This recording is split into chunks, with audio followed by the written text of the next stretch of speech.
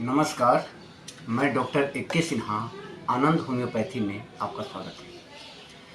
बहुत दिनों के बाद हम आप लोगों से मिलने के लिए आ रहे हैं और फिर ये सिलसिला जारी होगी। हम आज से बात करेंगे कॉमन डिजीज के बारे में, जो कि जनरली बहुत ज़्यादा इफ़ेक्टिव होती है। इसी बीमारी में एक बीमारी है हाई ब्लड प्रेशर या लो ब्लड प्रेशर, यानी ब्लड प्रेशर। हम जानेंगे कि ब्लड प्रेशर क्या है, ब्लड प्रेशर को कैसे मापा जाता है, इसका सामान्य माप कितना होता है, इसके कारण क्या हैं और इसके होम्योपैथिक निदान क्या है। लेकिन आज हम बात करेंगे सिर्फ और सिर्फ लो बीपी यानी हाइपोटेंशन के बारे में। चलिए बात करते हैं बीपी क्या है। बीपी ब्लड प्रेशर एक प्रेशर है जो रक्त के शरीर की धमनियों पर जो दबाव पड़ता है दिल के पंपिंग के बाद, उसी को ब्लड प्रेशर कहते हैं। ये ब्लड प्रेशर दो मापों से होती है, एक को सिस्टोलिक दबाव और दूसरे को डायस्टोलिक दबाव कहते हैं। सिस्टोलिक दबाव जब दिल धड़कता है और रक्त पंप करता है तो हम इसको सिस्टोलिक कहते हैं। इसकी सामान्य मात्रा 120 mmHg होती है। डायस्टोलिक जब दिल विश्राम में रहता है, आराम में रहता है और ब्लड हर दिल में आकर भरता है तो हम इसको डायस्टोलिक कहते हैं। इसकी मात्रा 80 mmHg होता है। अब बात करते हैं कि ब्लड प्रेशर, सामान्य ब्लड प्रेशर की मात्रा कितनी होती है। तो सामान्य ब्लड प्रेशर की मात्रा 120/80 mmHg होता है। लेकिन इसके कैलकुलेशन की एक मात्रा होती है जो हम कैलकुलेट करते हैं और उस कैलकुलेशन के हिसाब से हम किसी भी इंसान के बीपी का मैनेजमेंट करते हैं। इसमें सिस्टोलिक प्रेशर में 90 जोड़ देते हैं और उसके हाफ करके आप डिस्टोलिक प्रेशर कर देते हैं, जो आता है उसका नॉर्मल प्रेशर। अब बात करते हैं कि लो ब्लड प्रेशर है क्या।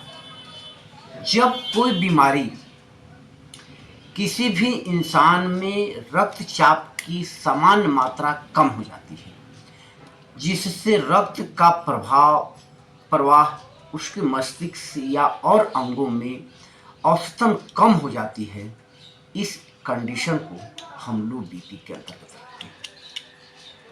अब कारण क्या है? तो लो बीपी के कुछ कारण हैं, जैसे अपनी क्षमता से अधिक परिश्रम कर देना, यानी हमारी काम बोझ उठाने की क्षमता 5 किलो का है, हम 10 किलो 15 किलो का बोझ उठाना स्टार्ट करते तो धीरे धीरे मेरा बीपी डाउन होने लगेगा। दूसरा है हमारे शरीर में पानी की कमी हो जाएगी, डिहाइड्रेशन हो, डायरिया हो या लूज मोशन की शिकायत हो, या हमें सीवियर ब्लीडिंग हो जाए, जिसके कारण हमारे शरीर में हाइड्रेशन यानी पानी की मात्रा कम हो जाए तो हमें लो ब्लड प्रेशर होगा। थायराइड की अगर शिकायत रहेगी तो हमें लो ब्लड प्रेशर की संभावना होगी। अगर खून की कमी आ जाएगी तो लो ब्लड प्रेशर होगा। अगर हृदय कमजोर होगा, यानी उसमें पंप करने की क्षमता और सिकुड़ने की क्षमता कम हो जाएगी, ब्लड प्रेशर लो हो जाएगा। अगर किसी भी प्रकार की कोई दवा खा लिए और जिसका साइड इफेक्ट हो गया है तो भी बीपी कम हो जाएगी। तनाव भी बीपी कम होने की संभावना हो जाती है। अब हम बात कर लेते हैं कि इसके लक्षण क्या होंगे। अगर किसी भी इंसान को लो बीपी हो जाए तो लो बीपी में क्या होगा? तो सबसे पहले लो बीपी में चक्कर आएगा, यानी सिर में चक्कर होगा, थकावट होगी, बहुत कमजोरी होगा, मेंटली और फिजिकली दोनों तरह से, शारीरिक और मानसिक रूप से वो कमजोर होगा, धुंधला दिखाई देने लगेगा, कमजोरी के कारण उसे धुंधला दिखाई देने लगेगा, किसी भी चीज़ पर उसको मन नहीं लगेगा, ध्यान नहीं रहेगा, कोई भी काम करने जाएगा वो थका मंदा लिखा रहेगा, हाथ पांव ठंडा होने लगेगा, शरीर से बेहद पसीना आने लगेगा और पसीना ठंडापन लिए हुए पसीना होगा। और कभी कभी तो लोग ये कुछ बीपी के बारे में सामान्य जानकारियाँ थी। अब मैं आपको बता देता हूँ होम्योपैथ में कुछ दवाइयाँ जो आप खाएंगे तो बीपी, आपके लो बीपी की शिकायत सदा के लिए दूर हो जाएगी। जिसमें पहली दवा है जैल्सीमिया।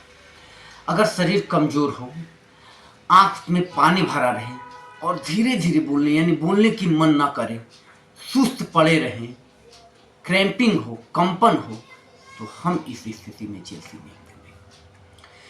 चाइना, अगर किसी भी प्रकार से हमारे शरीर से फ्लूइड की कमी हो जाए, चाहे रक्तस्राव हो, चाहे डायरिया हो, चाहे डिसेंट्री हो, चाहे लूज मोशन की शिकायत हो, यानी किसी भी प्रकार से हमारे शरीर में पानी की मात्रा कम हो जाती है, जिसके कारण हमें भूख लगना बंद हो जाता है, यानी भूख कम लगती है, चक्कर आने लगता है, कमजोरी होने लगता है, तो हम चाइना दे 200। उसके बाद एक दवा है वेट्रम एल्बम। बहुत कमजोर हो, यानी डायरिया के केस में, लूज मोशन के केस में तांद्रा आ जाए, यानी एकदम मरीज बेड पर पड़ा रहे, इस स्थिति में अगर हम बात करते हैं लो ब्लड प्रेशर में, तो वेट्रम एल्बम बहुत ही कारगर और इफेक्टिव दवा है। आप इसको लिए बिल्कुल सही हो जाएगी। इसके साथ एक और दवा है जिसका नाम है कार्बोवेज।